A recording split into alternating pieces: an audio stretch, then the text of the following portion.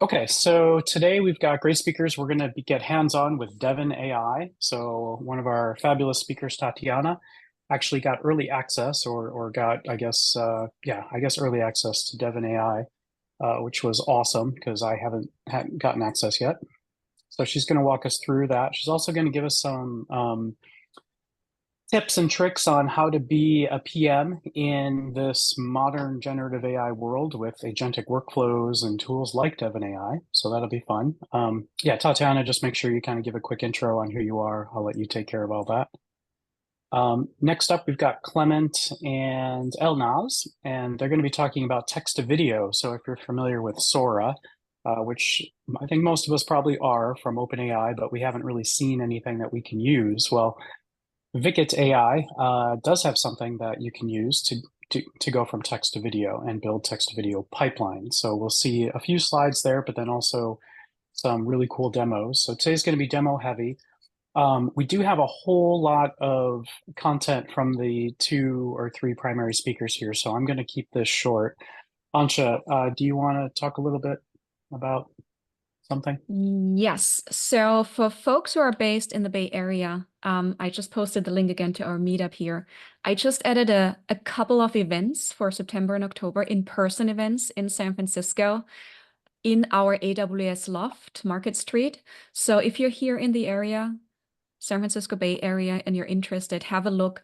We are offering, which is always great, hands-on workshops. So we do have building agentic workflows on AWS coming up. It's a hands-on workshop happening on Thursday, September 19th. We do have a game day for those of you who are familiar with AWS game days.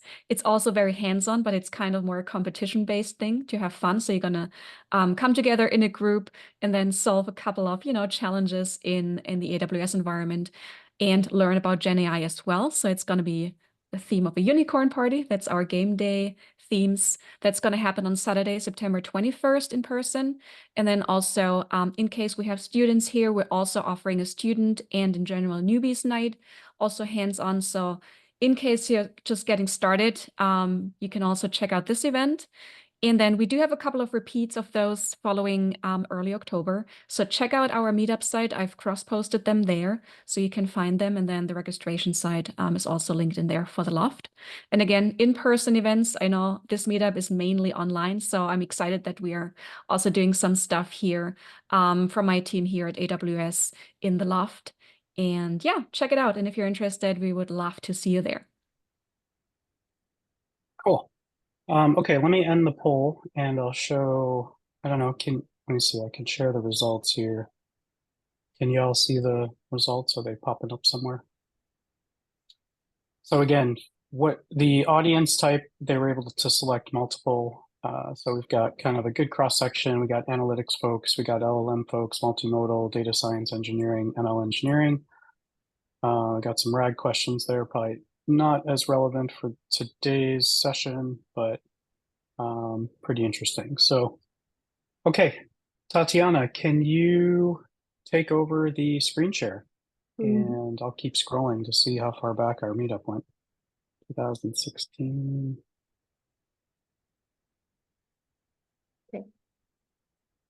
Okay, take it away. Okay, great. Hi, everybody. My name is Tatiana, and I've been leading product teams for over 10 years and building different products in different verticals, from telecom to construction, martech, you name it. I've seen several different products and also in several different iterations. So today I'm going to actually introduce 2 tools. One is Devin.AI and the other one is Crew.AI. I don't know if you guys heard about these tools. And I'm going to show you how product is evolving and why and how product is changing in terms of product design. And I don't mean the user interface, but actually underlying product. Okay, let me go through. So this is kind of my agenda today. We're going to talk about how products are changing, and so should you, and whether you're in product or in engineering. And I'm also going to tell you how agentic AI is different from general normal workflows that we work with. Then I'm going to introduce Devin.AI, Crew.AI, and show you how I did it in the construction space. So, I think if we have time, I'll talk about how we prioritize, and so how prioritization is slightly changing now with AI. So, Hey, so Tatiana, yep. are you sharing your screen? Oh, yeah. Yeah, Antje, can you see her screen? Yeah, we can see it. There's a second tab on the top. I had the same issue. Now we can see it. Oh, All good. got it. Okay. That's a new Zoom thing. That's weird. Okay. Yeah. Okay. So my motto is, I heard it somewhere, AI won't replace you, but basically somebody with AI will. So you've got to adjust and evolve. And as a PM, the way you're supposed to evolve, or you should evolve, is you should learn the tools, first of all, for yourself, for your daily workflow, to understand how those tools work. And then the second part is you also should probably learn about the new technologies that are coming out. So let's see. So how does the product design change, and what I've seen so far? Basically, we now have automated decisions. So AI makes decisions without human input. It's already happening. There's real-time learning, and you can see it in some of the products. If you've used Netflix, you've probably seen it already. There are adaptive interfaces. There's one company which was really interesting and cool, Coalframe. I encourage you to take a look at how they're changing their UI. There also agents. Agents can collaborate as a team, which is new and different and changing, and so they can solve together very complex tasks. So let's talk about construction case where you've got several different workflows you've got to go through. Permit, you need to submit the permit, you need to approve the permit, then you need to set up your scheduling. So all very difficult workflows, and as a result, you sort of need a team of these agents to do the work. And lastly, the design is changing, as in it's easier to scale. So if before you needed 50 project managers for a construction for a general contractor, let's say, you now don't need that many. You can actually get away with 10, or you can scale your product operations and you can do more projects with the same 50 project managers. So that's an example. So how are the agentic workflows different from traditional workflows? So this is on the right side, you can see a snippet of a code I posted. This is what it takes to kind of set up a workflow for a blog post. If you want to post a blog post, so you've got a researcher and you've got a blog writer, and then you collaborate them into a team, and it creates a crew, basically. And you can kick it off, and it will automatically create a blog post for you on a specific topic. That's like a kind of a basic example before I go into the more complex workflows. So how it's different, you used to have to write a lot of code, right, to execute something like this. And you design them for specific tasks, and you then link it together with some human in the loop. With the human in the loop. So now the difference is now you can pass it all to the crew and or different crews, and you can set it up without having to write a lot of code. And I'll show you how that happens in some of the things that I've been working on. So in order to work with agents, you do need to know how the LLMs work. You need to understand, because a lot of it is prompting LLMs. So you need to understand how the LLMs respond, how reasoning works. It's very important. So it's hard to work with agents unless you actually know how to work with LLMs. So encourage everybody to learn. So in terms of the differences, from what I've already talked about, so we used to be working with strong type inputs, and we would get strong type outputs. Now everything is fuzzy. There are fuzzy inputs, and then it's like kind of a black box. You send your prompt into it, and you send your data into it, and then you get fuzzy outputs. So that's the difference, and that's the hard, challenging part. But the fun part is that you can crawl your email box and get some outputs and send it to another agent, and it processes, and basically you can link all of this together into a great use case or workflow. So the tools that I wanted to talk about today are Crew.AI and Devin. I'm going to start with Devin, and I'm going to explain how I use Devin. So basically, Devin is a software engineer, and one of the things that are and it is actually agentic AI. Essentially, it's like a use case for agentic UI, agentic AI. So Devin is able to create a full program for you. And the difference between just writing code for you, where you can go to ChatGPT and ask for a code snippet, it will create you, like a program. Then you have to insert it into your IDE, and then you have to test it and see if it works, right? So Devin, and I'm going to go straight into it just for the sake of time, Devin actually can create full iteration of the software. So the way I use it is create simple products or simple parts of the product.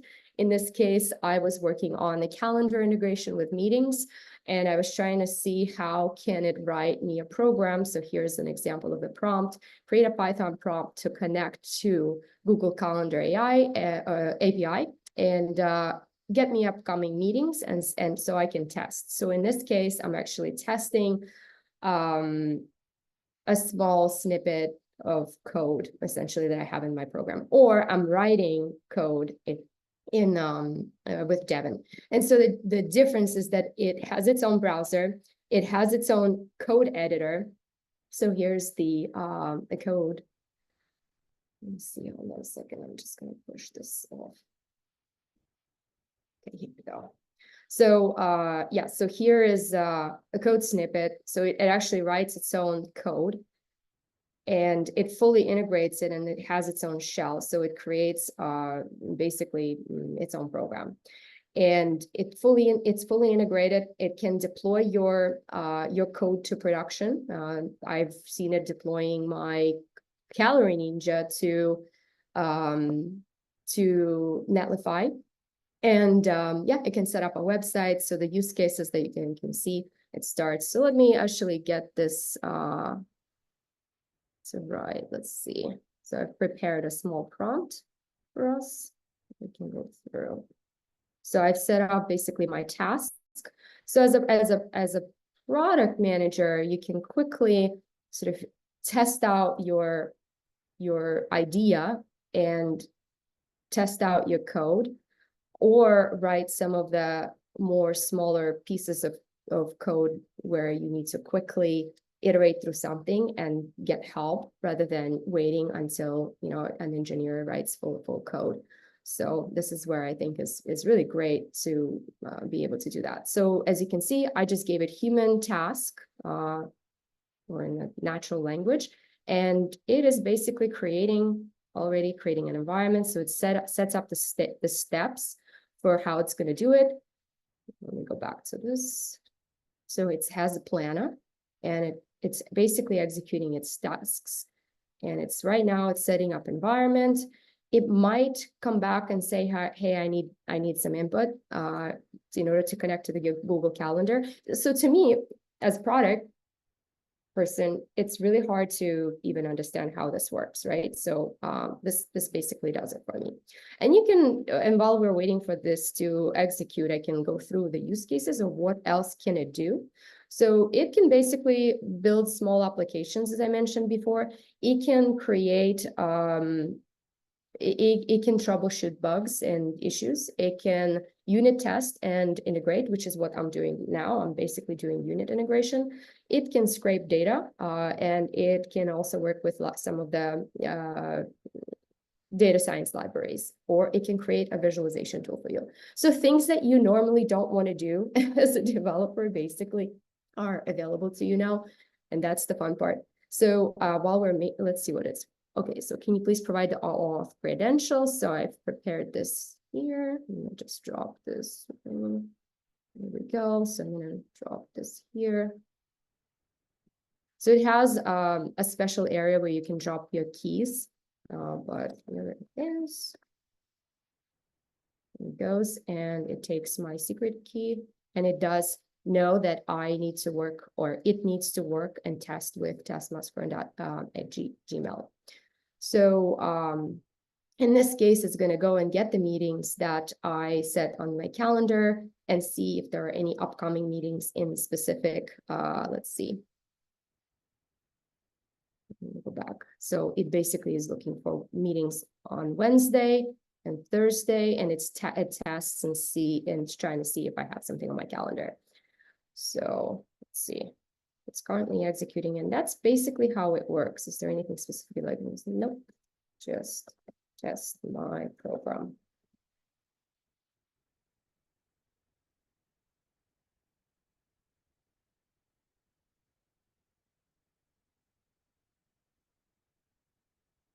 It uses what's called ACUs. So anytime, so it maybe takes, right now it only spent 0.38 session, I guess ACUs. So it's not so bad for creation of a small program to test it. So I'm going to pause here and I'm going to go back to my, while it's implementing, I guess, I'm going to go back and start further talking about Crew.AI. So how does Crew.AI work and what is it? So Crew.AI is a multi-agent AI framework that allows you to set up these agents that are able to make complex workflows. What are the complex workflows? Let's take a look at automated scheduling or lead generation and qualification. Somewhere where you need human in a loop, now you don't need to, because you can actually process more human input without having to have human read through the content. So construction case study. You guys probably all seen this. If you ever worked with remodeling or construction, I guess you will see that construction is highly manual. Everything is very everything is in emails. Or emails or texts. There's no scheduling. It's really hard if you need to reschedule somebody. So this is an example of what the construction or GC case would be. You have an email, you've got meetings, and it's all through communication tools. So you might have several meetings, and they could be confirmed. And this is what the general contractor scheduling looks like. So there are a lot of tasks. It could be upwards to 200 tasks per project. Average project could be anywhere for $46,000. And so now you've got a PM who is managing 10 to 15 projects, doing 40 to 60 jobs. And imagine large GC might be doing hundreds of projects across the different parts of the US. So you now all of a sudden have 600 projects a quarter. And just a 4-week delay could introduce 20% loss in annual projects. So what we're trying to do here to build an AI project manager assistant, in this case with the Crew.AI, that can automate the scheduling and the workflows. So, and I'm going to go straight into it. Let's see. So we're looking at this where we are just optimizing the scheduling and workflows. So I'm going to show you a program that is basically lives naturally with the contractor and project manager. They're basically communicating in their own natural language through email, which you just saw as examples. And the program is just syncing emails and analyzing them, reading them, and deciding if the meeting is scheduled or not, and confirmed or not. And also we're analyzing, I've just recently added the email filter or spam filter. So you're going to see how this works. And so here's the agentic workflow. And this is very different from regular sort of workflow diagram, which you would see in normal programming. So here you are organizing crews, and a lot of your text and prompts are going to be in the tasks. So you've got a meeting extract. So I have two crews. One is the extraction crew, and the other one is the meeting crew, meeting booking crew, should I say. So one crew is basically extracting emails, going through the tools, email, text, Slack messages, analyzing communication basically, and extracting messages. Then it passes it to the spam filter. and make sure that the message is not a spam. And then after that, it analyzes it for confirmed meetings. So we're looking for not just any meeting, but confirmed meeting. So, and then after that, it passes the output into another crew that is basically going and syncing and creating the meetings. So very seamlessly. So what does it take to create meetings? As you can imagine, and the reason why it's Agentic Workflow, is because normally to schedule a meeting, you would need to write a lot of code to check for duplicates, canceling meetings, and there's basically it's a lot to schedule a meeting, and normally it takes human input. You have to go and check the schedule, see if there's a meeting already on the calendar, right? So that's what Agentic Workflow handles. It can actually check all these things by using the tools, and that's the innovation is that and what Crew.AI allows you to do is basically taking a human prompt. Hey, go schedule a meeting for me on the calendar, and then it takes a tool such as a Google Calendar API, and it is able to create a meeting on the calendar. So that so this is just like a basic version of what the meeting extraction looks like. I'm gonna show a quick snippet of code before we get into the actual code. So this is the agent. It extracts the meeting. This agent is writing and analyzing meetings. This is a spam analyzer. You pass the tasks. So this is very basic, by the way. Of course, I will show you it's a lot more complex. But at the core of it, this is the core of how to set up the meeting extraction code. So it's 3 agents, 3 tasks, and we're doing the process is sequential. First, we're extracting, then we're checking for spam, and then we're analyzing if the meeting is confirmed, because we don't want the non-confirmed meetings. And that is the magic, is that you're getting meetings that are confirmed and not just any meetings. And it also can, what's really fun about it is it can process very complex emails with several different meetings scheduled in one place. So with that, I'm going to go to code. So by the way, the UI is very, very basic. It's just a demo.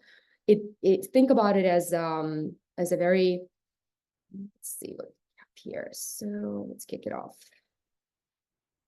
So let's do this. Book a meeting at 10 a.m. tomorrow to us.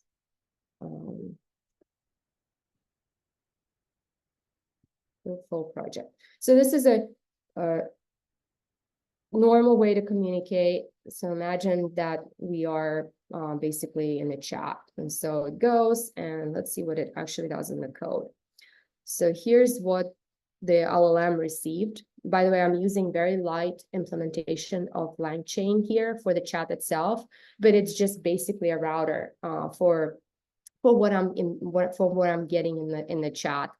LangChat is a lot more complex, so I would not go into details of that, but basically we received the input, we've transformed the input, so the LLM actually transformed the input into a more JSON format, and it sends it to the meeting crew, or I guess extraction crew. So here we're starting a crew. This, by the way, all of it comes from Crew.AI, the logs. So it checks for duplicates and says, okay, I didn't find any duplicates, and it goes and schedules the meeting. And so let's see what it does here. Let me just find where it's doing the check for spam. So meeting scheduler. Okay, so it looks like it has a thought. It's literally magic. It has a thought that it needs to schedule this on the calendar, and it goes and it schedules it, and it outputs, hey, I scheduled a meeting. So let's go take a look at my calendar now and take a look if it actually created a meeting. And so this is a very, very basic first step. So let me go to the calendar, and tomorrow, 10 a.m., here we go. And now we've got a meeting scheduled. That's great, right? So, but that's basic. Now let's go to something more complex. I'm going to show you my email where I've been discussing hardwood floors installation. So now we've got 3 emails going on about this installation. And at the end, I got to go and enter this manually into my my calendar, right? So what the magic here is that the LLM takes all this and processes it and creates it. So I'm going to tell the program now to go and check for this program. There we go. And check. Oh, by the way, it outputted it. It scheduled this meeting. Check. Check. Schedule. That's my keyword for the program to go and sync. So I'm going to set it off, and we're going to see here, and it's intentionally slowed down so you can actually see what it's doing behind the scenes. So it goes, we received an input to check the schedule and basically see for any meetings that we haven't processed. So what it does here, it found that it needs to process these 4 emails. By the way, we've picked up one more here. Second site inspection on 321 Pine Street. So let's go take a look really quickly at what that email looks like, just so you guys can see how it uses reasoning through whether it's a confirmed email or not. And that is, to me, that's magic. So here's this email where it says, hey, I'm not confirming the meeting. Friday won't work for me. I'll check the schedule and get back. And you can have, these infinite conversations. You can also have a client come back to you and say, hey, I can't do this week. Can we cancel? Can we reschedule? How many of you guys seen this happening in action? So that's basically the use case we're working through. But in construction, imagine you need to reschedule 200 tasks. You need to move them in or out. It creates a lot of back and forth. So imagine this is basically a program that will do all that for you. So here it is. It basically extracted four emails. It now passes it into spam filter, and it inspects whether the output is whether our emails are spam or not. So it tells the program, or I guess it tells one of the crew agents that it is not a spam. So all good. None of the emails are spam, which is good. And then at the end, it outputs the results. Oh, I'm sorry. It actually goes now and figures out whether emails are confirmed. So it looks through all the emails that we just passed, and it says, you know what? Only one of them is actually a confirmed meeting. So there's a lot of stuff going on in the background, as you can see. And this is where the magic is. Once you start working with Crew.AI, you really start understanding how the LLM processes your questions or asks or tasks. So here we go. And now we've got a raw Crew output that we only found one meeting that should be scheduled on the calendar. And now it's passing it into a booking agent or booking crew. And the booking crew is now basically adding the meeting to the calendar. And so it's the same process. We've got a meeting request processor. This is the actual prompt that we're passing into the LLM, by the way. It does search for duplicates, so that the LLM, you pass the meetings into the crew, and it looks for duplicates. Let's see. And so no duplicates found, and I'm going to go ahead and schedule it. That's what basically it says. Look, meeting scheduled on the calendar, great, and event ID. So that's great. So now let's go take a look if the meeting is actually there on the calendar. Go back. So I'm actually going to go back because it's September. Yeah, it's September 14th. So it actually scheduled for 8 a.m. So it's, for Saturday. So the things that we're not handling yet are that you don't need to schedule something 1 week back or so like that. Those kind of like things that we need to still flush out. So let's see. So while we're doing that, let's take a look at what Devin told us. It has been successfully completed and checked. So you see how while I was working on that, Devin has completed some tasks for us. That's great. So now you've got a full response from Devin. So it looks like no meeting. So it just basically says there are no upcoming meetings found in the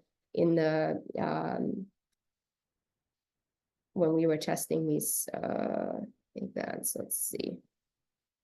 And you can see that it's actually testing itself and iterating through some of these things. So it's got obviously it looks like it encountered some issues. Well, we're going to come back to that if we have time. If not, at least ping me and I'm happy to demo this.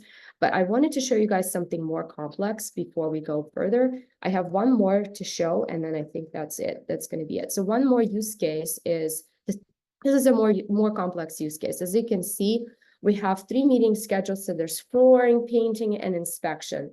And so it looks like the email has been confirmed. So we're going to actually process this one more time.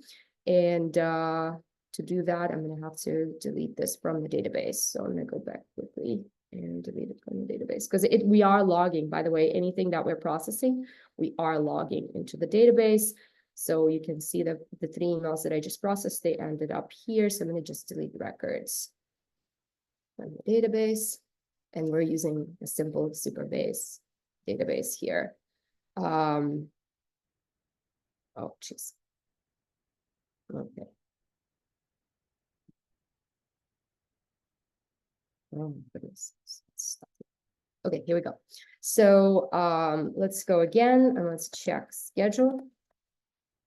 And now it should process those other meetings that I've just added. Here we go. Looks like it found these 3 meetings. So it's basically reprocessing the meetings, that the emails. We're logging those emails to make sure that we are not processing them again. So yeah, so it extracts the body of the message, and now it kicks off the crew. So there you go. We found 3. Let's see. So it sends them again to spam.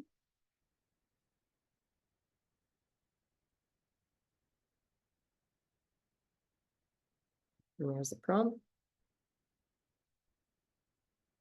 It's a little slower for 3 meetings. We can definitely optimize some of the speed.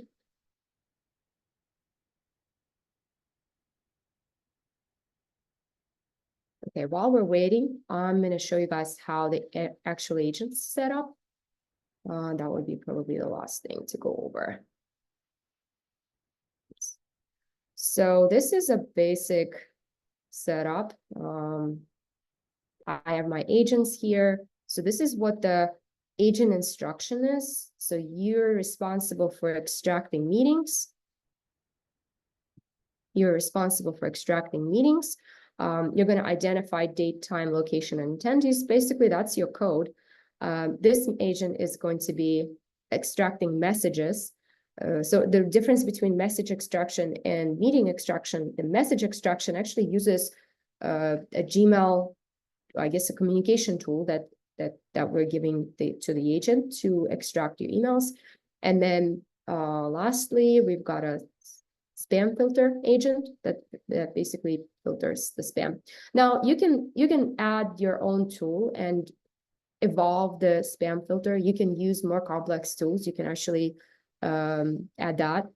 But at the very core, just using basic LLM, it works too. Not basic. I mean, these LLMs are not basic, but you can use them to do some basic level filtering to make sure that at least you're not sending messages to spam. And here's the analyze task. So this is probably the most complex, and this is where the magic happens. You actually write your instructions, how you would write instructions for the program, and you're just basically outlining all of this and how you want the formatted, how you want the output to be formatted and all that, how to pass emails. Basically, that's the challenging part, because the output, it needs to be in a specific format. You can tell the Crew.AI to return it in a JSON format. You can pre-fill things like, hey, if there's no end time, you're gonna process, you're gonna add 30-minute duration. So these are the interesting parts.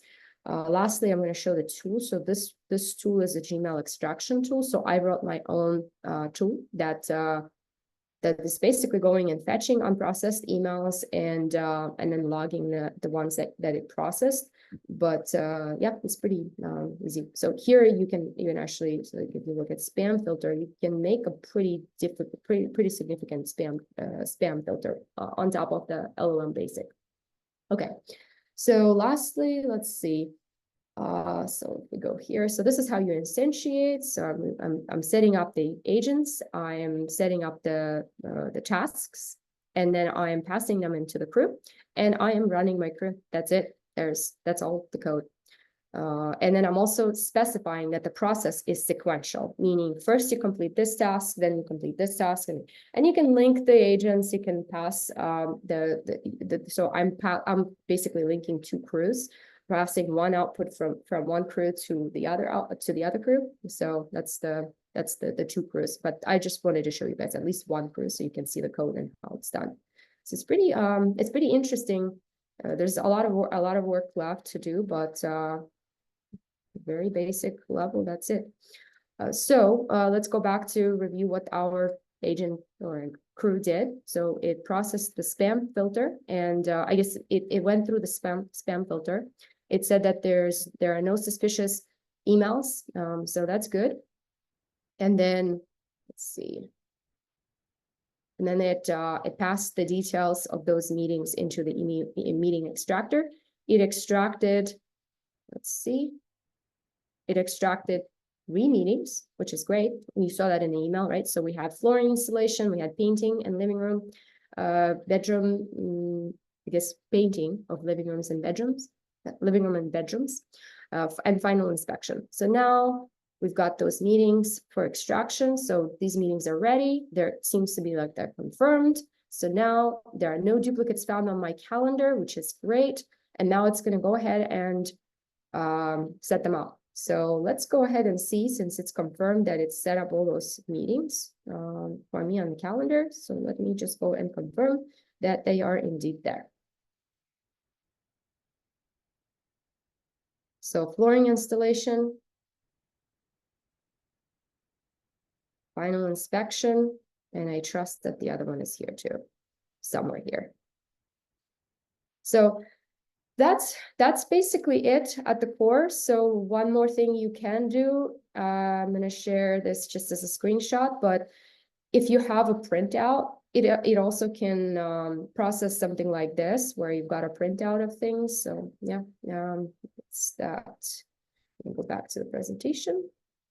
And what else do I have? Chris, I think that's pretty much it. I went through the demo. I don't know, do we have time for prioritization? Otherwise, I can hand it off to another presenter. Yeah, I think we need to jump to the next presenters out of respect for their time. There are a lot of really good questions at a very high level. People would love to see the code. They'd love to see the prompt. If you have anything you could share on GitHub. Other folks are asking, why did you choose Crew.AI? Let's leave that for the chat versus AutoGen and some of the other ones. Antje, maybe we could paste the questions in so that it's clear for Tatiana, so she doesn't have to scroll through. We've got a running scratchpad here. And Clement, Elnaz, are you folks ready? And thank you, Tatiana. That was a great talk. Yeah, a lot of good questions and comments. Thank you.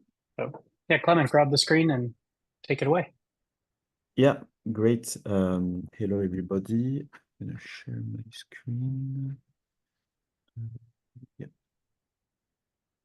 Okay. Okay, does it work? Everybody see my screen? Yeah, okay. So hello, everybody. Hello, everybody. We are the Vikit.AI team, and we're going to talk today about efficient text-to-video generative AI pipelines. So at Vikit, we saw that there is a huge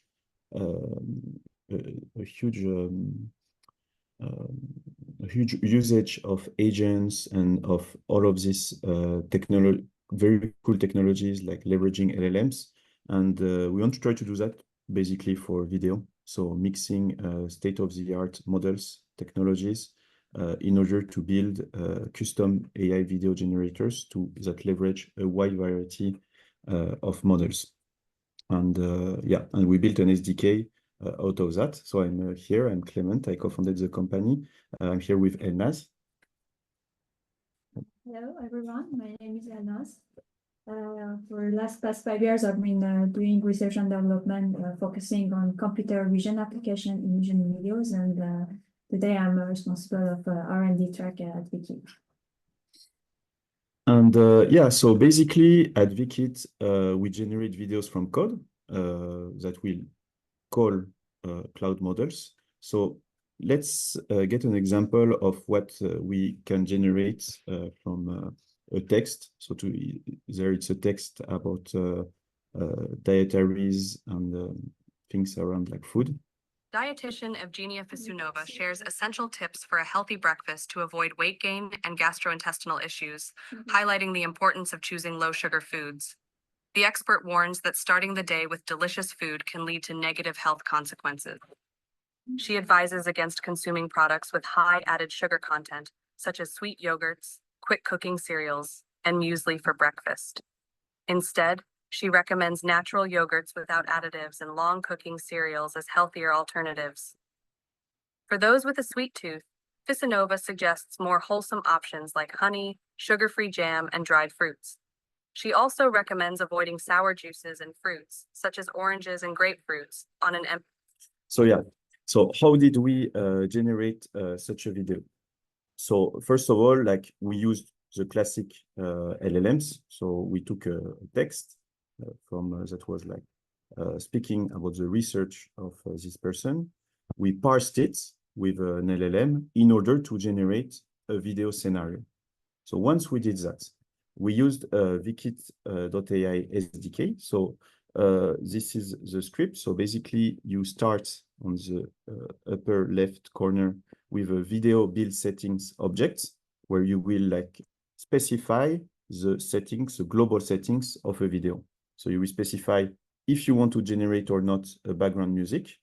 So actually on this video, we did not generate a background music, but you could do that. If you want to include the read aloud prompt, which is like the text, if you want, do you want a narrator voice? So in that case, we said yes. Which model you want to use, because there is different like video models. There's new ones that arrive like almost every week. Yeah, I was saying every month before, but now it's almost every week. If you want to interpolate, which means like if you want to have a model that will raise the quality, the global quality of the video, you have models that will add frames, intermediate frames. So if you want a video, if you have a video of 10 frames per second, so the interpolation model will add frames and make it like 20 video per second. Then you specify a text. So on that case, it is the text that was parsed by the LLM from the research of the person.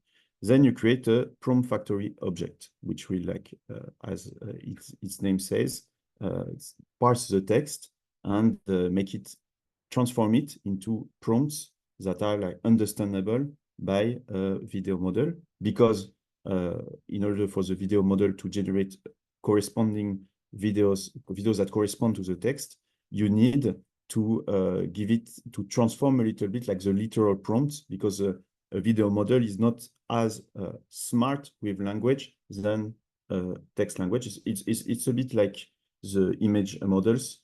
You need to give them like clear instructions, because they are not as good as language models to understand text, because they are video models, are not text models. So once you did that, you will create a composite video object on the middle of the script. And on this composite video object, you will plug all of the videos that will be generated from the prompt text. So you will loop over like the subtitles of the text. And for each of the subtitles, you will generate 2 videos with a raw text-based video object from the text, video 1, video 2. You can generate like 3 video or 1 video per subtitle, depending on the rhythm that you want to give to a video. You can also add other kind of objects. We have also transition objects that allow to do transition between video 1 to video 2. Then you will create a sub-composite video and append video 1 and video 2. Then append the sub-composite video to the global composite video in order to have a whole object with clear generation instructions. Once it's done, you can call the build method on the composite video that will generate the video by calling all of the models in parallel. So all of the model will be called in parallel, and then the underlying generation will be done in parallel in order. And at the end, when the await sign is finished, the video is saved and it's on a local path, and you have exactly the video that I showed. Now, it is also possible, if needed, to do some post-processing on the video. So what we did here is to add nice subtitles, which is something nice if you have a read aloud prompt. So if you have a narrator voice, so we create a video subtitle renderer object and we just give the input video path, the subtitle SRT path that is actually on the generation files, and the output video path, which is the output path of the video. And then we have this kind of videos that will be generated. Empty stomach, as they can cause heartburn. These recommendations align with the advice of Reflux UK experts who... So yeah, you can speak about everything. Dietitian of Let's go to the next slide. So Elnaz, I let you the floor. Thank you. So, okay, thank you, Clément. So now let's have a deeper look into the stack of technologies that we integrated already in Vikit.AI pipeline. So let's go through the code. So first of all, we have the background music generation. To do that, we integrated the music gen from Meta. Next step is to take care of narration voice. So to generate the voice of narrator, we have the possibility of using two models from Eleven Labs and TTS from Crew.AI. Next in the pipeline, we have the prompt enhancements step, where we are using Mistral AI, the model from Mistral, to improve the text so that the video generation model can generate better videos. So as for the video generators, we have integrated several open source and private models in our pipeline. We have Video Crafter, Stability AI, and Hyper video generation models that are able to generate videos from image or text. But we have been talking for so long about Sora, and we are waiting for that to be out there. And the moment that is out, we can integrate it very soon in our pipeline. And this is only the advantage of having a scalable pipeline where we can add new features very quickly. And then later in the pipeline, we have this build setting functionality in Vikit, where we take care of parallelization of video generation and inference process. And that's where actually we make it possible to generate a long duration video in few minutes, not in hours. And as a last final step, we have the post-processing part of the Vikit SDK, where you can add subtitles or other photo finishing steps. And yeah, so this is more or less what, I mean, a few examples of the functionality that we have in the pipeline. Do not hesitate to have a look in our GitHub repository to discover more, actually, yeah. I will give you the floor, Clem, for the next slide. Okay, and like quickly, so how do we implement that? How does it work in the backend? So what we have is a cloud platform where we host all of this video model, which we call like the Vikit.AI Cloud Creative AI Model Warehouse, which is a fancy name to say that we integrate all of these models in a unified platform that allows to have access to everything in a single interface. And the Vikit.AI SDK generation code that you saw will actually make in the background API calls to this backend platform that have all of the models in a Kubernetes cluster with a GPU, a classic one that we manage for you. The only thing that you need to have is to go actually on the website to subscribe with a Gmail account, then to take a key and to insert this key into your as an environment variable of the computers that will generate the code, the video. So yeah, try it out.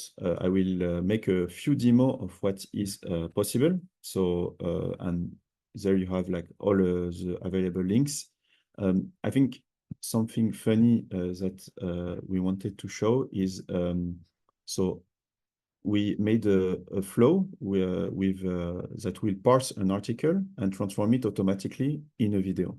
So we took like this Guardian article about like someone that would travel and that would like the town of San Remo. So what did we do? We we made a collab. I deleted like the keys in order for to prevent people from screenshotting it during this meetup. But basically, what you just need is Vikit.AI token, of course. We integrate also, as Elna said, 11 labs. So, but it's not mandatory. But in that case, we used it.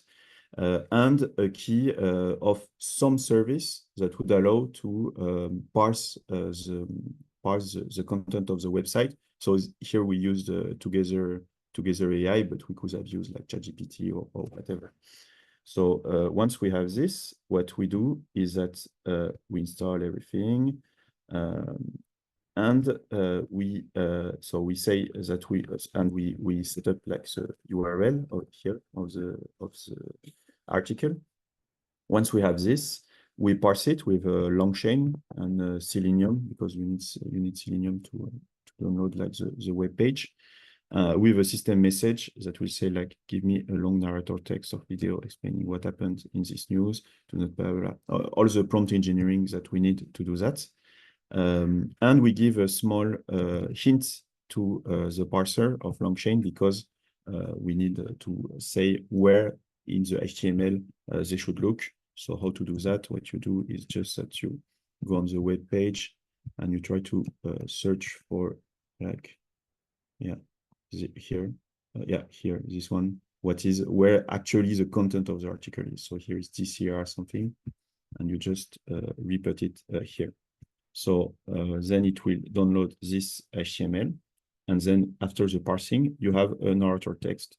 The Guardian article says that San Remo, a town of the Ligurian coast of Italy, blah, blah, blah, blah, blah, blah. Super nice. Once we have this prompt, this narrator text, then we can use the Vikit.AI processing pipeline. So we install everything, the same. Then we import everything. And then we have a simple object for that case, which are like prompt-based video, or you just give the prompt and they will do exactly in the background what was shown is in the slide. But we can do more complex processing pipeline. Say we want to use Hyper, read along prompt, no music, no interpolation, because Hyper has great videos. Then it processes it.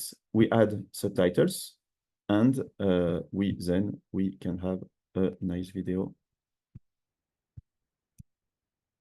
Says that San Remo, a town on the Ligurian coast. The Guardian article says that San Remo, a town on the Ligurian coast of Italy, has a charming old town with car-free streets and a brilliant market. The market offers a variety of products, from essential undies to bagfuls of chili. Autumn is still warm and sunny, making it a great time to visit the town. Tre Ponti is the best beach to try, as it is where the locals go. The town has a faded grandeur and is reminiscent of a faded grand old lady. La Ciotola is a recommended place to have lunch, as it offers homemade ravioli. It's just there's a little lack of streaming. Okay, sorry. So yeah, so then you have this video. One thing to note is that the models will improve in the next months. There is like whole new models that will arrive, but it's still already a bit usable. And one thing interesting is that you can give any article and transform it into this kind of video. So you can actually now parse everything. More complex examples here. Yeah, we support non-English languages. Actually, we try to use multimodal LLMs all the time.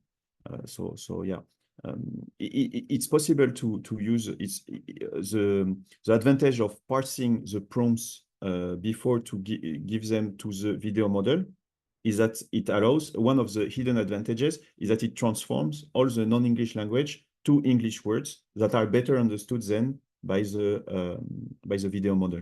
So actually, it can be said in any language. More complex examples are like, first one, the ones that I showed you before. So where you have like, you give a prompt factory object and then you loop into it in order to create a row-based text video 1, row text-based video 2, and then you append everything and you generate all in parallel.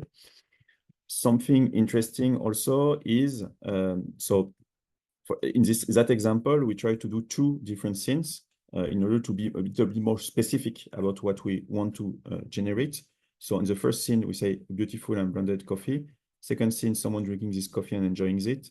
We, for each one, we create a composite video for the first scene, composite video for the second scene. Then we append the first scene, second scene to a final video, and then we have a video of 2 scenes that we generated more precisely. And we did not put without prompt on this one.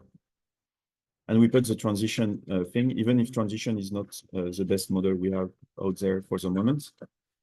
And last thing, we can generate from an image. So there is also a model. So we have also a script that generates from an image. And actually, so what we did is that we inserted this image that is animated, and we mixed it with a video from a prompt.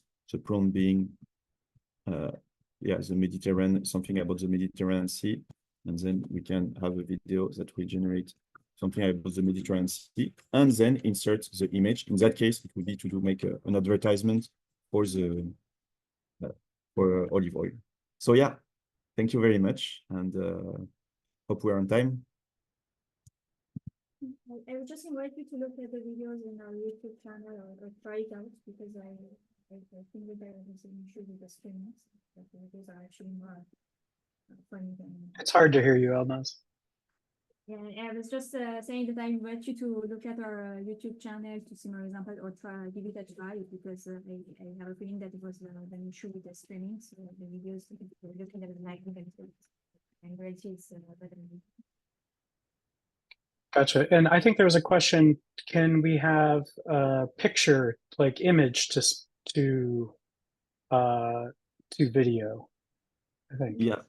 Yeah, totally. So it was my last example, actually. We have gotcha. an object, raw image-based video, where we generate a video from an image and we insert it to the flow. Okay. Actually, I think the question, I messed up that question. It was image to voice. Image to voice. No, we don't have an object image to voice for the moment.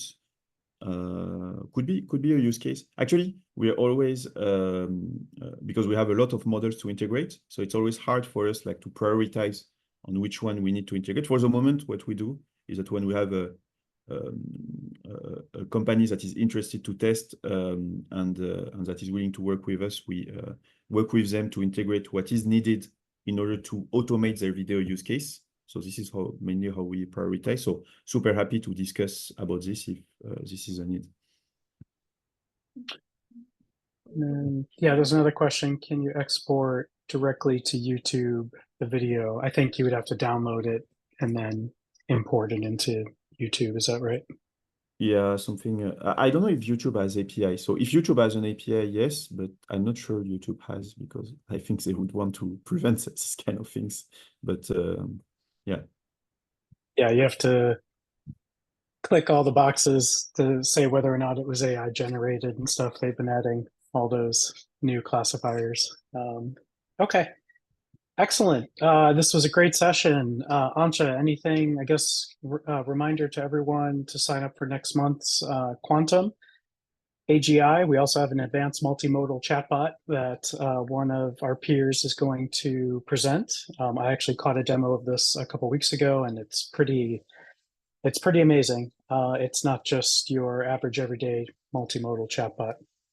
It does a lot of advanced things, has Python interpreter. We're also going to try to squeeze in a startup that actually spun out of AWS and Databricks. So we'll hopefully get those folks on in October. If not, we'll do November. And Antje, any other comments? Thanks again, yeah, to the speakers. Great sessions. I think I can just echo here what people in the chat are saying as well. I took notes of all of the requests here that came in the chat for like, hey, is there any in-person session planned in different cities? I'll take this back to my team, and yeah, as soon as we can make that happen, I'll share it more broadly as well. Awesome. Thanks everyone for your time. Thank you, speakers. Yeah. Great to see you. Thank you, guys. And we'll see you all next month. Thanks, Bye-bye. everyone. Thank you. Thank Goodbye. you. Bye. Bye.